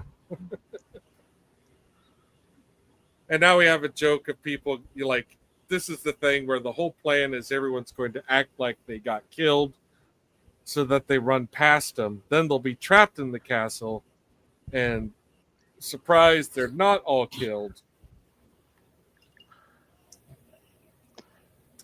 We didn't get a good slide of it, but one guy put a cork in his artery, and so everyone's showing off how good they die. They're all like kind of auditioning for death. And this guy comes in and he's like, pull this cork out. And so he pulls the cork out, and then streams of blood come pumping out of his neck. And he's like, cool, or, you know, like pretty good, right? And then of course he dies because you can't keep that up. It's a joke. It's one of the funnier. All right. Did Monty Python really popularize the squirting blood thing? I feel like they did it first. They certainly did it a couple times. That tracks. More than in a slow couple. motion. Yeah. I mean, Saturday Night Live did a bunch of it too, but I feel like Monty Python was sort of the pioneers of the gushing fountains of blood, comedy blood. Yeah. Did you know you call unsolicited commercial email spam because of a Monty Python skit? Yes. No. Oh, I didn't. True I story. don't know. That's where that I don't like spam. Spam, spam, spam, spam, spam, spam, spam, spam. That is one of the that's one of the skits that they recreate for their first film, which was entitled Now for Something Completely Different. Which it's just like much higher production values behind their most popular skits. And then they did Holy Grail was their first film, right? 75. Yes. The first proper film, yes. First proper film, yes. First new material. And Graham Chapman plays the straight man in that. Which is kind of funny. The one gay cast member plays the straight man. And then they did the same thing for Life of Brian. But that was really just the guy saying, you are the best actor. You should be the main character. Right. Life of Brian is my favorite Python film. It's maybe not the one I laugh at the most, but as far as being like an all-around complete motion picture, it's definitely my favorite. Holy Grail is more fun to watch. But Life of Brian is the best. Yeah. I think The Meaning of Life is mine, but Meaning of Life. Probably because I saw it in the theater. Mm-hmm. And that was a whole different experience seeing it in a room full of people. Yeah. Seeing it with a big I actually live have crowd. a production book of Life of Brian somewhere. Oh, wow. Yeah. I do There's want to take lot a of moment really good to point stuff out in that life. I mean, both guys on screen right now, we're taking this movie very seriously. You know, like it is definitely true that a lot of very experienced hands on this film knew they were making garbage, but these two worked hard, and they worked hard at this scene. Bless them. Yeah, and Peter Boyle especially wanted to do more sword fight takes than the director felt was necessary. So these were Graham Chapman's real friends. I mean, think about it. If you're Eric Idle or John Cleese and you're like, man, this movie sucks. Like, why aren't you looking out for your buddy? And being like, you know what? I just want to tell you, you need a lot more punchlines, and you need to replace a lot of the punchlines. Just these are terrible jokes. They probably did. Yeah, I think they probably did. I mean, you have to wonder who else was whispering in his ear, like, no, this is going to make you a huge star in America. Yeah. There's got to be somebody there that's egging him on besides himself. I'm sure it's like studio people because it was his first film, so it's not like he had much of a backbone. Maybe he forgot why he wanted to make this movie in the first place, because it took years from gestation to shooting, like it went through a lot of metamorphosis. So, like maybe by the time they got to this point, he's like, well, I'm getting paid to do it. Like, I've gone this far.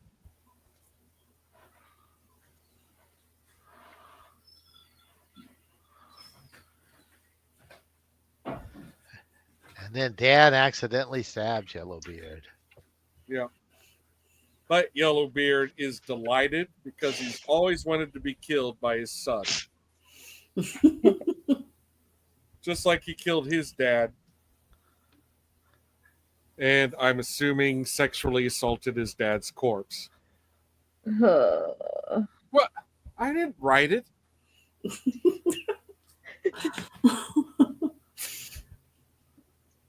If I had written it, this would be funnier if I had written it. Like I don't mean to be conceited. It's true. There's a lot of great talent behind this, but I could have made this funnier.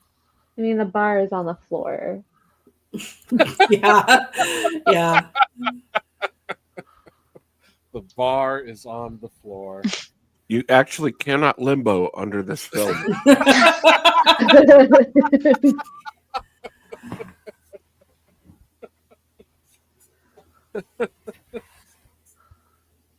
Don't even try it. I think I love you. Yeah, she's. Look at that face. He's so good. Yay, we made it! The movie does also just seem to end we're done. We are done making this movie. We're not going to paint this boat again. We're done. This shot of him just looking deranged. Yeah, we're all out of paint. Credits. We're all out of paint. We had a whole side story about other pirates, but no. We're not painting this boat again. and no real explanation of the fact that he was dead.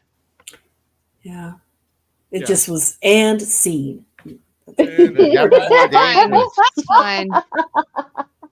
Makes you wonder if they shot it chronologically. All right, that's enough. That's enough. Yeah, what's sad is that maybe Marty Feldman had one of the last lines, and they were like, well, fuck. Oh, for Marty. That's nice. Yeah. Oh. Cute. Yeah, I guess they had shot all of his scenes except the one where he dies. Oh. Oh, shit. Wow. So when you see him go over the thing, that's his stunt double. Cursed film. Well, doesn't Shudder do a cursed film series? Someone needs to write them a letter and be like, you need to look into Yellowbeard. Well, they're about to get a new Fantastic Four movie to do because that property is cursed as fuck. Well, speaking no of one's curses, ever died. No one's ever died making a Fantastic Four movie. Just the movie itself. I just wanted to die watching it. And my hopes and dreams were killed. Yeah, people's feelings have been fabulously destroyed, but when Roger Corman has done the best movie version of any property, you fucked up. I stand by the Corman version. Well, no, it's the only one I own. There you go. Has anyone seen all of the Fast and the Furious, including Roger Corman's original? I've been one. Corman's is on my list, but I haven't watched it yet. Yeah. I've only seen the first one. I've only seen Tokyo Drift. Oh, okay. Well,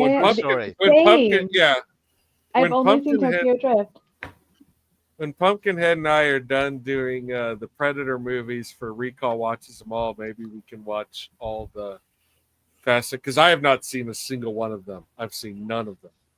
I don't know. I really just kind of have a vague idea of what the big deal is. So I loved Tokyo It's Drift, about but from what I heard, it's not like the other ones. Yeah, that's That- what I was told. Is it's So yeah, like there's Tokyo only Drift. one guy in Tokyo Drift. I That's love in Han. any of the other movies. Yeah, I had a conversation about this, and like apparently, like Tokyo Drift was controversial because it broke away from the main storyline. But then, like this storyline, like has a habit of taking its villains and turning them into heroes. And Mhm. there's like so they completely ignore Tokyo Drift for like a few movies, but I think at some point in time they bring somebody from that movie back. I don't know, but I mean, we're talking about like 10 or 11 fucking movies or some shit, dude. It's a lot of movies. ridiculous. And also, like, I've never seen the only Mission Impossible movie I've seen is 2. And I saw that in the theater Oh. because that's how much of a fanboy of John Woo I was at the time. You know, I was like, So sorry. because, I yeah, have seen no Mission Impossibles. yeah. Me I saw the either. first. I saw the first two, but after First that, one I I was was know the okay. tropes. Mhm. I watched a fuck ton of the TV show. Yeah, Yeah. I'd rather watch the TV show. In the in the discussion of Yellowbeard, our last maybe ever discussion about Yellowbeard. Here's hoping. For Fingers as long as- crossed. For as long as we live, we are going to talk about how we're going to vote and why, even if it might just be a partial sentence.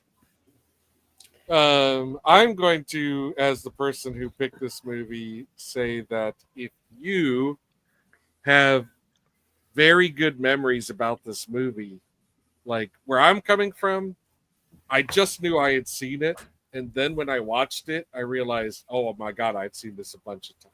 You know, so when I was a kid, I did actually think this was a fun and funny movie. I didn't even remember that about this though. I had just the vaguest of recollections. So if you do remember this being a fun and funny movie, for the love of God, don't touch it. Find a broom and use that to push it out of your house. This is not fun. It's not funny. It sometimes hurts your feelings because of, well, one thing, how bad Graham Chapman is. Graham Chapman's wonderful. Yeah. He has accomplished so many things in his life. And like, honestly, the more you know about this movie, the more this terrible performance of this terrible script from him, the more it breaks your heart. Like, it is just like garbage, pure garbage. And then Marty Feldman dying on set. I mean, I'm glad he didn't suffer anything. Well, From on all location. accounts, yeah, from Not all on accounts, set. it's Yeah. sudden. Well, not on set, but yes, on location. From all accounts, they were having a lot of fun making this movie, and it was a sudden death. So hopefully that was very pleasant for him, and maybe it's good for him that he did not see what a complete and total fucking shit show his last movie is. It is god awful. We did point out the funny jokes because there's like 4 of them. So, I don't know what else to say except that you just shouldn't watch it. You should watch the trailer, baby. Maybe we could cut this feature film down to a YouTube short or something. And Yeah, you should watch. You know what you should watch? You should just watch this episode of Total Recall. that's watch what you this should be movie. watching. Yeah. Watch the show. And if you've been watching the show, thank you, and please hit like. And if you don't subscribe, and share your friends, and share your friend, put your friends in the share. Somebody else vote. I said no. So that's a no. No. Well, Adam, what did you think? I hated it. I really did. I watched enough of it to realize that I had seen some scenes here and there, but again, I'm 100% sure I never watched the whole movie, which tells me that when it was on HBO 12 times a day, I didn't even sit through it then. So I grew up a fan of Monty Python. As I got older, I really grew to appreciate Marty Feldman. But this made me sad that reels of film were exposed for this. That everyone, I don't know. I hope they had a lovely time in Mexico. I can't stop thinking about They definitely did. They definitely did. I can't stop thinking about the Adam Sandler model, where the ridiculous 6 cost more than the hateful 8.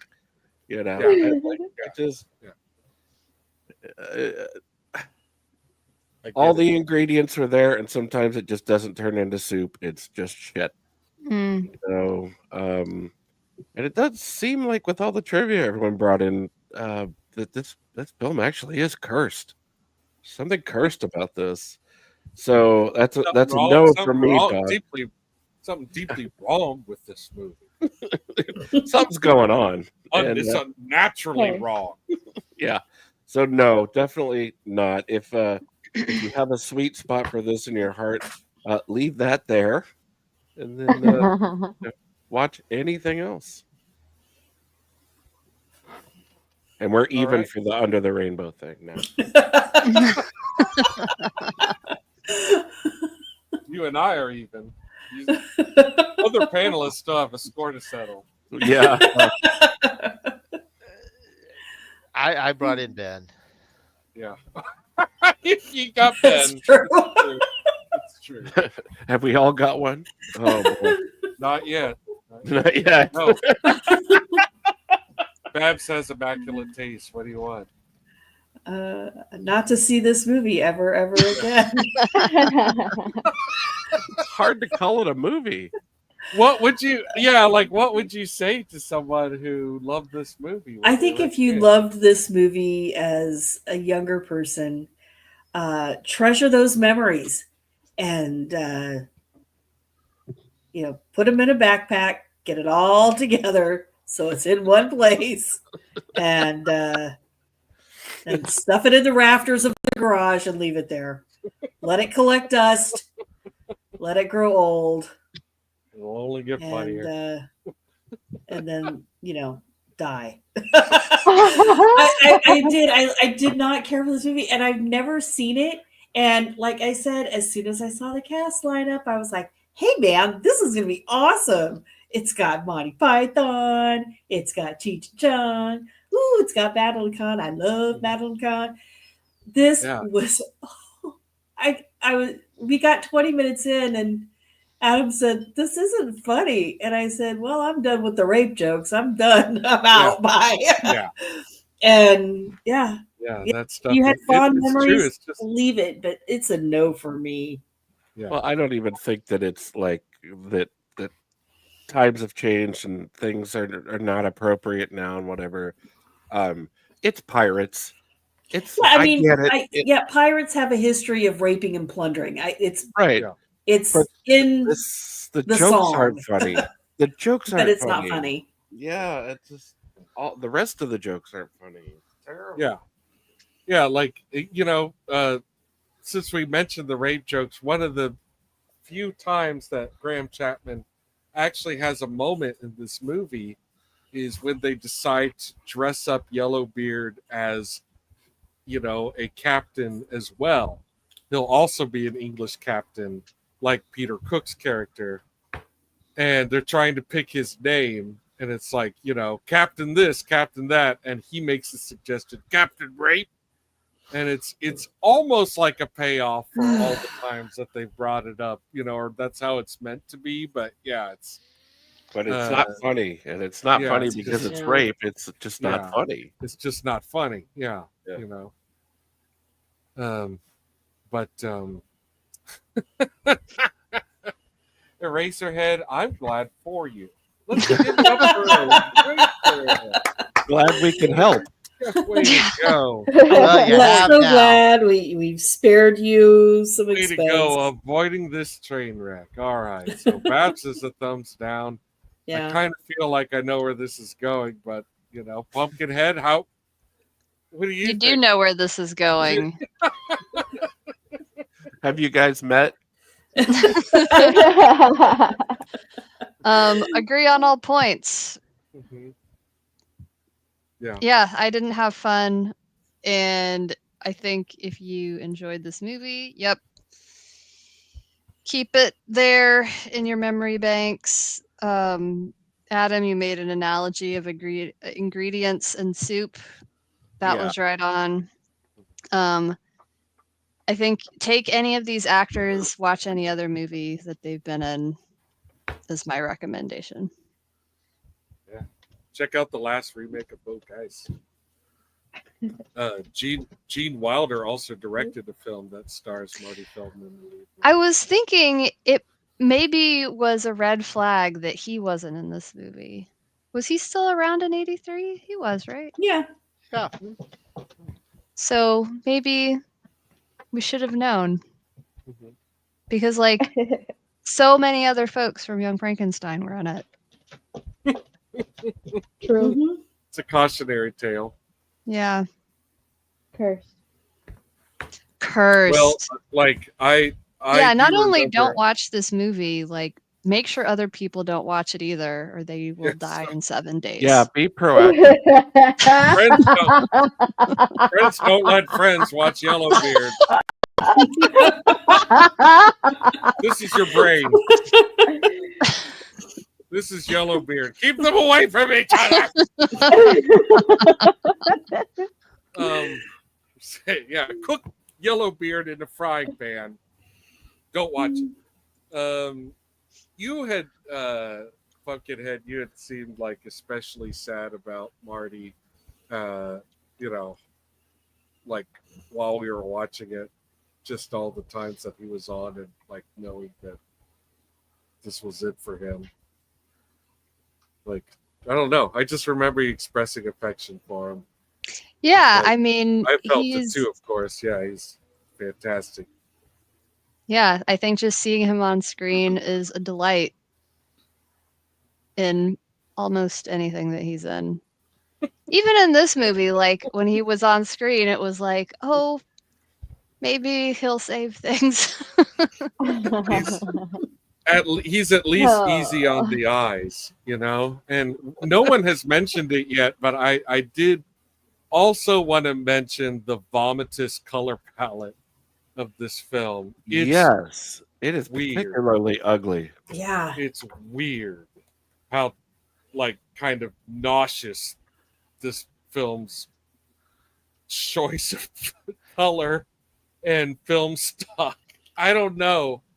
Like, I don't know what happened there. You know, I didn't look up the cinematographer.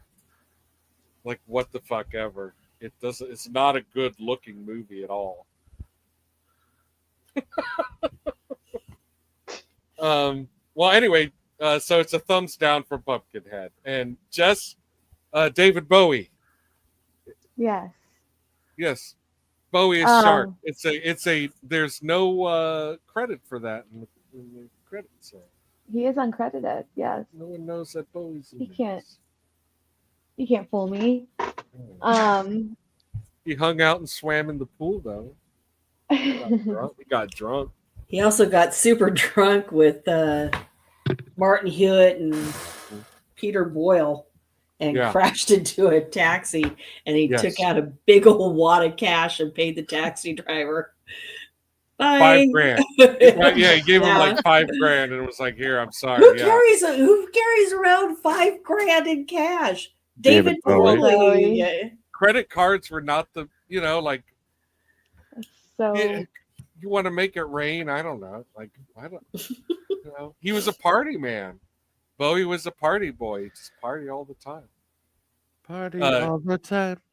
And Graham Chapman was sober in 1983. At this point, he had been sober for like 8 years.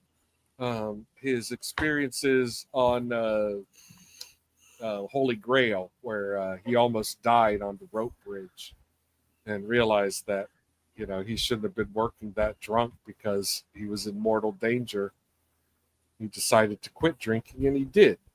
And from Life of Brian on, he was sober his whole life. Crazy. Yeah. Good for Sorry. him. Anyway, drunk David Bowie.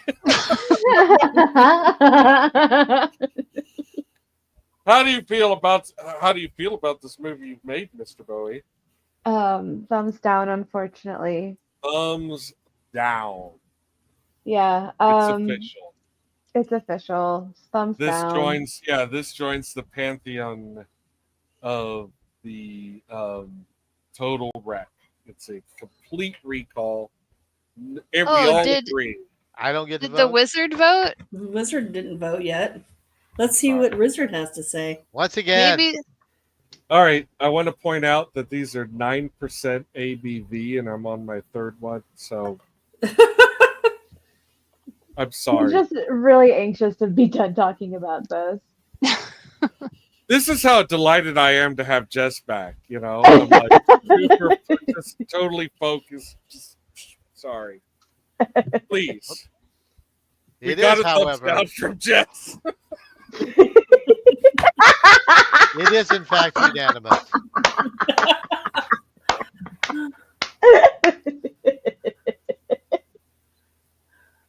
I would like, maybe just a few words. Why you say no? It was not good. Again, if you have really good memories of this from your youth, they will be gone, and you will be sad. Unless you like sometimes when you bite your lip and it gets really sore, and then you just keep biting it over and over to keep it That's sore. what this movie was like. Yeah. Yeah, if you like that, you didn't watch this movie again, did you? then you should watch this movie because it's just like that. Ow! Why am I still doing? Ow! That was the tagline for this film was "Stop hitting yourself."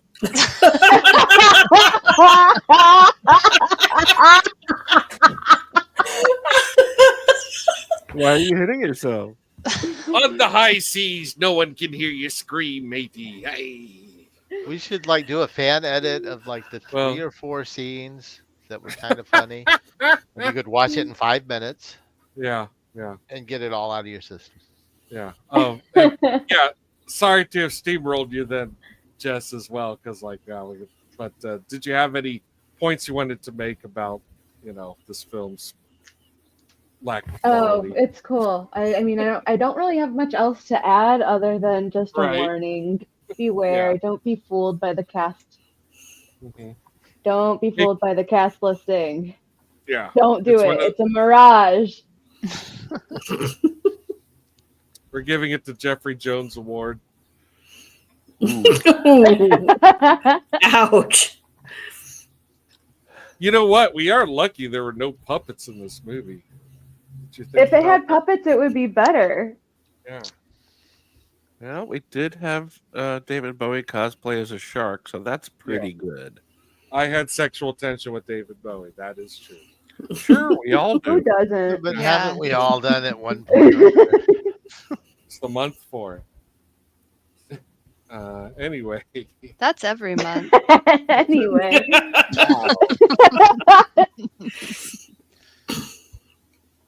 I mean, I don't want it to go past Chubbs. I want to keep talking about other stuff.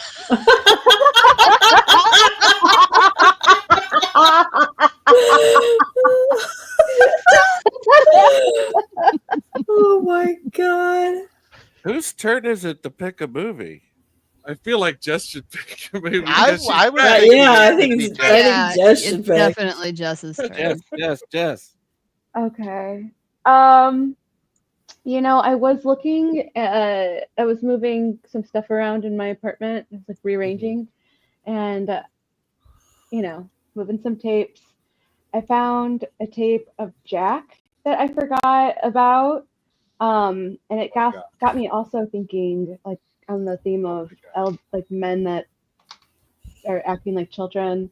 Mm-hmm. I also haven't seen Clifford in a very long time. Oh my god! What is it? Clifford. Clifford. That is Martin Short. Mhm. That is a storied film. Shots fired. No, it's Yeah. true. It's true. No, so wait. No, we've got Clifford and Jack. We've got Clifford and Jack. What and is I feel Jack? I feel like a trifecta is coming. Oh, you just wait, sir. We'll All talk about that. But I'll I sit feel down. like I feel like a trifecta is coming here. Like, what's the? I was trying to think of another one because I didn't expect to be put on the spot like this. Oh, I'm But sorry. no, it's If okay. you don't I was know, you just don't have to. thinking You don't about have this like yesterday, and so these Okay, are the ones yeah. that are just fresh on my mind. Yeah. So I don't have a third one to add to that like Okay. theme of Cool. men acting like children, unless you guys do. I mean, there's Well, Big, which is the There's Oh, that's Big. true. There's Inverse. Billy Madison. There's but Yellowbeard. Tonight's conversation also brought up a movie that I love that I haven't watched in a very long time. Paper What's that? Moon. Paper Moon. Paper Moon. All right, so there you go. We got Paper Moon, which is like one of these things is not like the other, along with Clifford.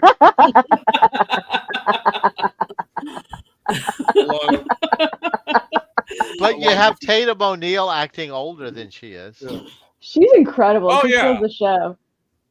Not a complete not Oh. completely unrelated. Well, no, You've got Jack, which is actually a Francis Ford Coppola film that I have never seen. And like one of the reasons why I've never seen it, and it sucks to say this, because of how things are and how everyone feels about them. But I have really spent like my whole life like when I was a kid, I really liked Robin Williams. And then like I saw multiple Robin Williams movies that I hated with a passion. And I stopped watching Robin Williams movies altogether. And Jack definitely falls in the I have well past stopped watching his movies. And when I see advertisements for like Dr. Patches or Patch Adams. Dad. Dr. Patches is like a dog that's a doctor. Or Daddy Maid or like any of this bullshit, including Jack, which I remember working in a video store and there was a poster for that movie and I was like, I cannot believe Francis Ford Coppola made that. It's blowing my mind, but no, I never watched it. So I don't remember anything from Jack. it. I vote It's Jack. just- Okay. Yeah. No. Well, you gotta pick one. You gotta pick one, Adam. I just looked up Jack, and the first thing that comes, literally the first text that comes up is a Reddit thread that says, "So what the fuck is up with Jack?"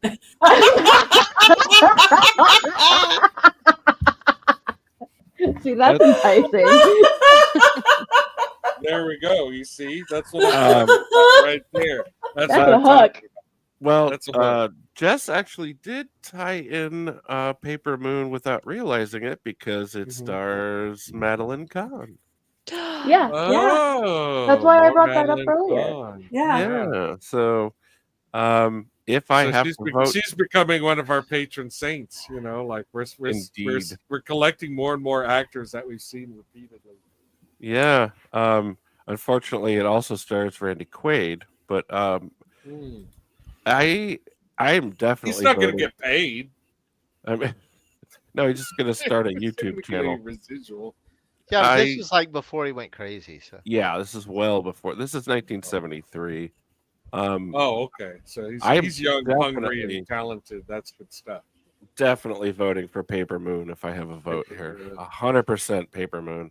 All right, no, I am. we've got one Paper Moon, we've got one Jack, and sounds like Wizard's ready to vote. I am really torn between Paper Moon and Clifford. I've seen Jack. I don't remember anything that makes me want to watch it again.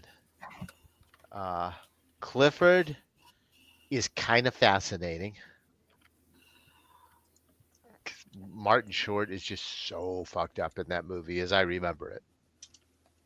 and I do want to watch it again. And what's his name? The other guy, the adult, Charles Grodin. Charles Grodin. I fucking love Charles Grodin. Oh, I like Grodin. Yeah, Oh, I'd like to remind Adam he has already voted. So, but Paper Moon is I feel like I know how I'm going to vote on Paper Moon, so I got to go Clifford. Mary Steenburgen is also in Clifford. But I will totally enjoy watching Paper Moon. Really? So says the internet. Yeah, I'm looking at. If no one else votes Some Jack, stuff. I have a very clear idea how I am going to vote.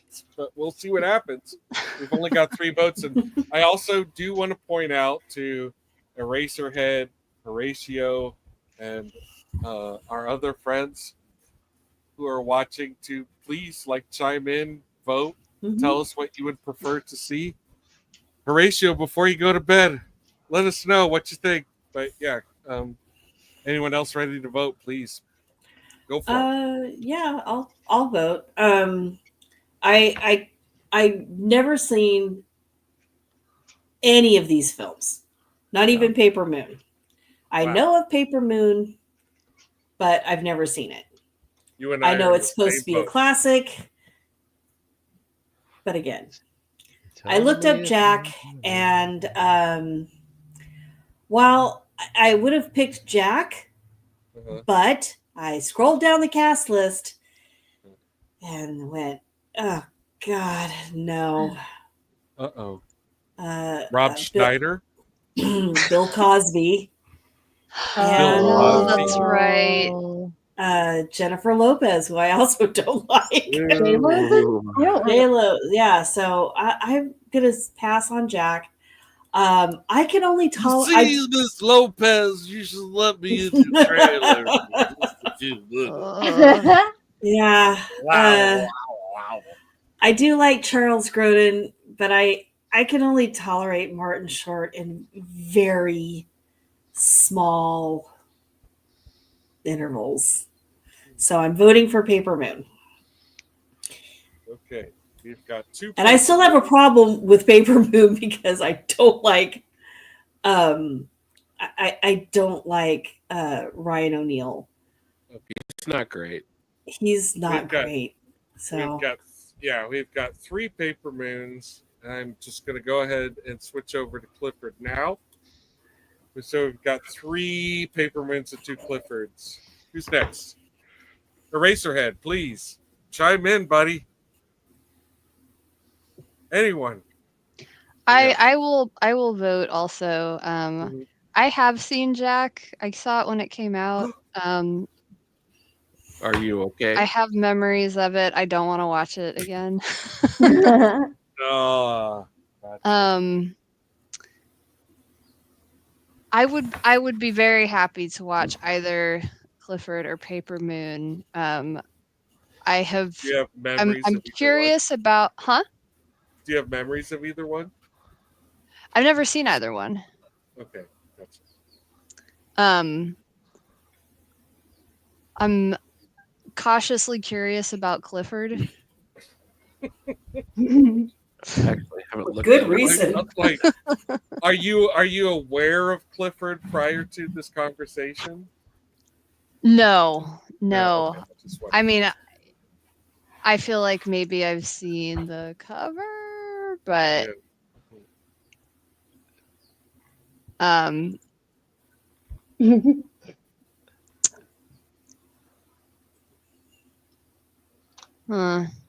Well, the things also searched for include Dennis the Menace, Captain Ron, and the Flintstones. And I do know how I feel about all of those. I'm also just going to throw out there that y'all are welcome to throw in other options if you are genuinely not thrilled about any of these ones. I am thrilled not about how all 3. democracy works. We voted. You will not hurt my feelings, I promise. No, I'm not saying this to save your feelings. I'm thrilled about all 3 of these options. Wait a minute. I'd be all in for any of them. So I thought in my head I thought that this was Clifford the Big Red Dog, and it looks so much worse. No, no, it is not. Man. It is not. No, There is no it Big is Red not. Dog. No. Oh no. If it were Clifford the Big Red Dog, I probably would have voted for Clifford the Big Red Dog. There's a It is small not. red Martin short. No, not Yeah. Clifford the Big Red Dog. Well, maybe we should be nice to ourselves and well, I was gonna say Paper Moon, but Babs, you just said that wouldn't be a nice to ourselves choice. To be fair, when I said Paper Moon, I kind of forgot that the idea of this whole show was to see how a movie holds up. And I was just thinking, oh, I haven't seen this movie in a long time. And it is an excellent film. So Well, I think that's the point. If you haven't seen it in a long time, and I've never seen it, how do the performances hold up? Does Tatum O'Neal really deserve that childhood Oscar? You know, I think that's a really wise choice. I'm not going to complain about it. Yeah, I'm not complaining about it either. No, I don't think it's a bad choice at all. That Oscar winner does not mean good movie. Yeah. That is not implied. That's fair. An Oscar, yeah. So I guess just because I regarded it as a classic. I guess so is Freelander. Yeah, I still vote Clifford myself. It's not even our first classic. I think we're 4 Paper Moons to 2 Cliffords. But yeah, what was yours, Pumpkinhead? It's Paper Moon for me. Oh, Paper Moon for you. Okay, 5 Paper Moons. All right. Then it is Paper Moon. Yeah, it is Paper Moon. All right, sweet. And honestly, it's one I've been wanting to rewatch. Yeah. Oh. I've never seen it. I don't really know much about it. It's a title that I recognize, but if I have seen it, I don't remember seeing it. So. Do you like movies about grifters? Yes. Yeah, actually. Then you will love Paper Moon. All right. I think it's a delight. Yeah. But I also haven't watched it in a long time. It is my second favorite con man movie. I love Codman stuff, and especially petty Codman stuff. I've read several Jim Thompson books. Like he's love that stuff. So will this be our first black and white movie? Is it? Yeah, I think. Yeah. Yeah, because y'all voted against Dead Men Don't Wear Plaid. That's right. We did? Yeah, I didn't. No, that time we had like a lot of good movies. Mm-hmm. Yeah. I voted for Dead Men Don't Wear Plaid. Yeah. If I did, it was only because I've seen it recently. Yeah. And I forget what else we watched, but it doesn't matter. It was another older movie, right? Did we go Probably, for, but you're right. All of Me? That was not my choice. Was that one? No. No, because when I did 3 comedies and we picked All of Me, I know that one of them was Chevy Chase, Modern Problems. Oh, wow. Yeah, can't remember the other one was, but another comedy that I thought of that I forgot to mention when I was doing comedies is Crocodile Dundee. Like I remember really liking that movie as a kid. I have no idea how good or possibly bad it is, but possibly. Yeah. I Oh, that was Used Cars Week is what it was. Oh, it was Used Cars Week. Okay, yeah, cool. Used Cars and Dead Men Don't Wear Plaid. I would have. I should ask Dupenzo about watching the toy, because it was made clear to me that the toy is completely out of the question. So. We're just trying to save lives here. Fair. I'm not arguing. Does anyone have some final thoughts before we wrap this up? And I do have to say that I am excited, very excited about Paper Moon. Who is in Paper Moon again? Like Ryan O'Neal, Tatum O'Neal, Madeline Kahn. All right, that's the big 3. Yeah. Directed by Peter Bogdanovich. Ah, there we go. Who I generally like. Mm-hmm. Well, we will see. We shall see. So, yeah. Anyone have any final thoughts? Anyone have anything they want to plug? Like, of course, we know that you want to go check out B-Sides every Friday. Every Friday. Rumble. YouTube and Rumble. Yeah, we're gonna watch Red YouTube, Planet. I guess. We're gonna watch Red Planet Mars on Friday from 1952, which is actually a pretty interesting premise. It's kind of a feature-length Twilight Zone movie. It's not The Boy in the Bubble. No, is that what you want to watch? Or... my birthday's coming up. Oh. Well, happy 1 year older to you. John Travolta, Boy in the Bubble. I have watched that recently. Yeah, we did watch that recently. Did you watch it recently? Because it's public domain. I think Is it was it? right before you Yeah. started Oh, the yeah, show. it very much is, yeah. I think it was That's right crazy. before Total Recall started. That hair. It is not good. No. I don't imagine it is. I don't imagine The Boy Who Cried Bitch is any good either. It sounds amazing.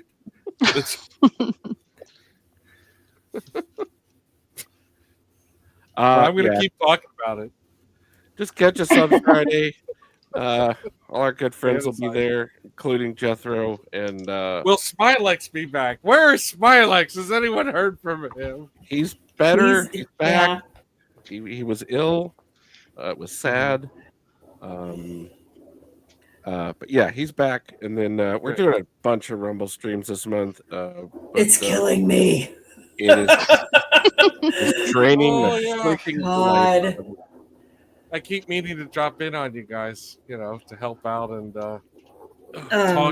talk while you nap.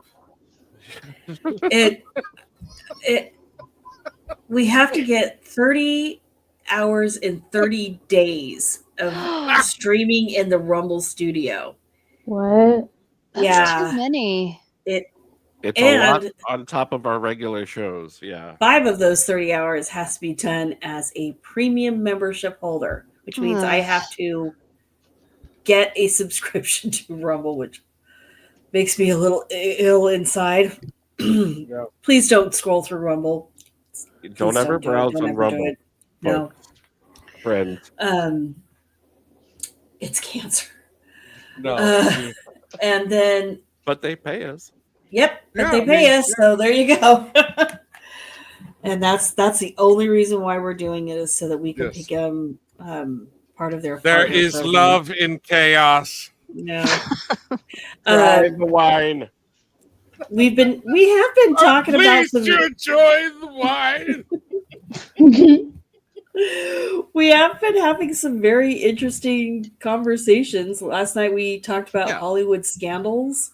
We're making the best of it. And we're off this Saturday, but I think we've moved it to Sunday. I think we'll have to make it up on Sunday to keep Yeah. on schedule. The last stream before Hollywood Scandals, we did movies that are so good I won't watch them again. What? Yeah. Yeah, it was There's really interesting. Yeah. Yeah, there are some movies that they are very good, but maybe because they just tore your guts out. You're like, Yes, that was the running. That was pretty much Okay. it. Yeah. They were I guess too that's fair. emotionally difficult to watch, like Clockwork Orange, Requiem for a Dream, stuff like that. It was an interesting show, but I mean, I was just crying by the end of it.